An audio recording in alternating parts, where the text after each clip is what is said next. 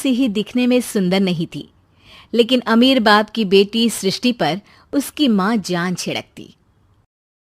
मेरी बेटी कितनी प्यारी है, भगवान सबको सृष्टि जैसी बेटी दे। सृष्टि धीरे धीरे बड़ी होती है।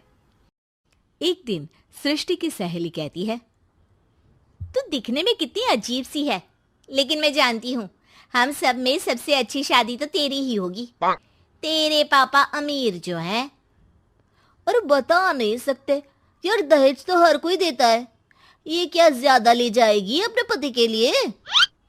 अरे बड़े शहर में कोठी है इसके पापा की। अरे पापा की है ना, कौन सी इसकी है?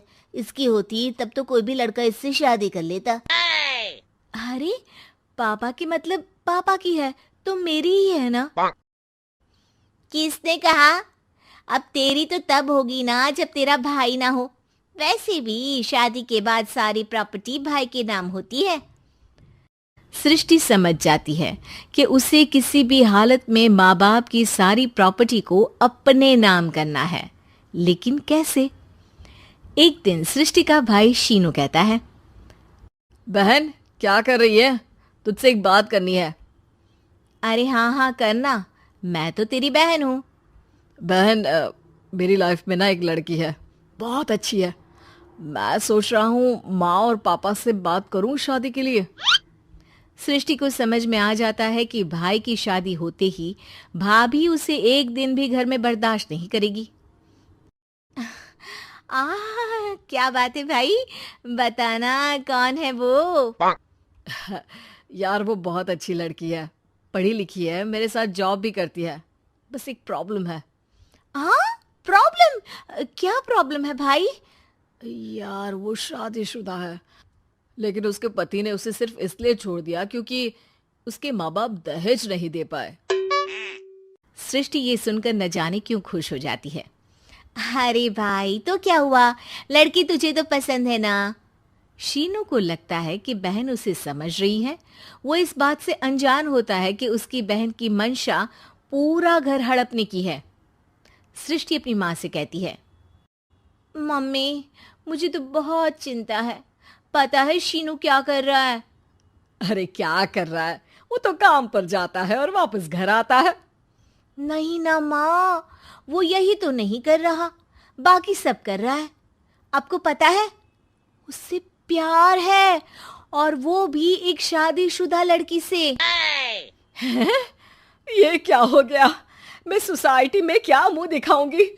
अरे तेरे पापा तो यही कहेंगे कि मैंने ही उसे बिगाड़ दिया है। माँ देखो, मेरी बात मानो, पापा पर भी विश्वास करने की जरूरत नहीं है। अब आप ही बताओ, पापा इतनी देर घर के बाहर रहते हैं क्यों, बोलो? अरे बेटा वो तो नौकरी करते हैं ना। तू बहुत भोली है माँ। पापा का ऑफिस तो 7 बजे खत्म हो जाता है, लेकिन देखो कितनी देर से आते हैं। अरे नहीं नहीं बेटा, ऐसी कोई बात नहीं है। सृष्टि माँ को एक औरत से बात करते पिता की फोटो दिखाती है।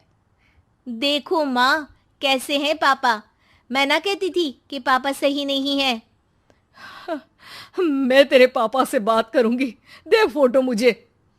ओ माँ, वो तो डिलीट हो गई। लेकिन चल, तूने तो देख लिया ना, पापा से बाद में बात कर लेना।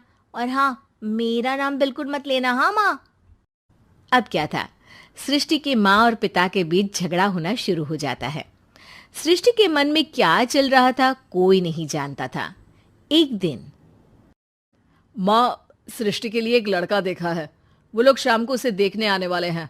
और हाँ माँ, एक खुशखबरी, मैं और पापा मिलकर एक नया बिजनेस ट्राई कर रहे हैं। शाम को लड़का आता है, सांवले रंग का। सृष्टि को तो बिल्कुल भी पसंद नहीं आता। लड़की की माँ कहती है, लड़की का चेहरा तो कोई खास नहीं, लेकिन अगर मेरे बेटे को आप लोग सेटल कर दें तो मैं उसकी शादी आपकी बेटी से करवा दूं। सृष्टि को लड़का बिल्कुल पसंद नहीं था। उसे भाई पर गुस्सा आ जाता है। लड़के वालों के जाने के बाद कहती है, माँ देखा, शीनू मेरे लिए कैसा लड़का लेकर आया, न दिखाने लायक न सुनने लायक, सेटल भी नहीं, वो भी हम करे। अरे माँ, मैं जानती हूँ ये मेरी शादी किसी भी घर में क्यों करवाना चाहता है। अरे कैसी बात कर रही है बहन? तूने तो देखा ना, लड़के को मैंने ही मना कर दिया तुझसे शादी के लिए। जिसने लड़का बताया था उसने उसकी बहुत तारीफ की थी। बात आई गई हो जाती है, लेकिन सृष्टि का मन शांत नहीं होता। क्या करूं, कुछ समझ में नहीं आ रहा। मेरी शादी हो गई तो ये लोग पूरी प्रॉपर्टी शीनू के नाम कर देंगे, मेरे हाथ तो कुछ लगेगा ही नहीं। तभी सृष्टि को आइडिया आता है। वो किसी वकील को फोन करती है। जी देखिए, अगर आपके मम्मी पापा का तलाक हो जाता है तो आपके पिता की आधी प्रॉपर्टी आपकी माँ के नाम हो जाएगी, फिर उसे वो किसी को भी दे सकती है। सृष्टि अब माँ को बेटे के खिलाफ भरती है। माँ, शीनू पर नजर रखा करो। वो जिस लड़की के प्यार में है ना, वो शादीशुदा है। यहाँ आएगी, सारा पैसा, रुपया, जमीन, जायदाद सब हड़प लेगी। पापा का भी हाल तुमसे छुपा नहीं है। ऐसा ना हो कि मैं और आप एक दिन सड़क पर भीख मांगे। हे भगवान, मैं तो जीते जी मर जाऊंगी अगर ऐसा हो गया तो। ऐसा हो गया नहीं माँ, ऐसा ही होगा। अभी समय है, आगे का सोच लो। मैं तो कहती हूँ पापा से आधी प्रॉपर्टी लेकर अलग हो जाओ। पापा की आधी प्रॉपर्टी भी हम लोगों को अगर मिल जाती है ना, तो अगले 7 जन्म सफल समझो। बेचारी माँ बेटी के कहने पर पति से तलाक लेकर अलग हो जाती है। सृष्टि अब पैसों से गाड़ी और अपने दूसरे महंगे शौक पूरे करने लगी। उसके दोस्त भी उसके पैसे इस्तेमाल करते। सृष्टि, कल तुम कहाँ थी? मैं सारा दिन घर पर अकेली थी। तो मैं क्या करूं? मैंने ठेका तो नहीं लिया है ना तुम्हें संभालने का। माँ को सृष्टि से ये उम्मीद नहीं थी। वो बैठकर रोने लगती है। वहीं उसका पति यानी कि सृष्टि के पिता आ जाते हैं। मैं जानता था कि तुम्हारा यही हाल होगा, तो आपने मुझे रोका क्यों नहीं? मैं रोकता तो तुम रुकती क्या? सृष्टि के कहने पर तुमने मुझ पर, अपने बेटे पर शक किया, लेकिन तुम ये भूल गई कि कैसे हम दोनों ने मिलकर जीवन में इतना सब खड़ा किया। माँ पति के गले लग जाती है। मुझे माफ कर दीजिए, मैंने आपकी कमाई का एक बड़ा हिस्सा गवा दिया। कोई बात नहीं, तुम साथ हो तो मैं ऐसी 7 प्रॉपर्टी खड़ी कर दूंगा। तभी वहां सृष्टि आ जाती है रोते हुए। माँ, मयंक ने मुझे छोड़ दिया। वो बोल रहा था जब तक मेरे पास पैसे थे तब तक ही वो मेरे साथ था। पापा, माँ, मुझे माफ कर दीजिए।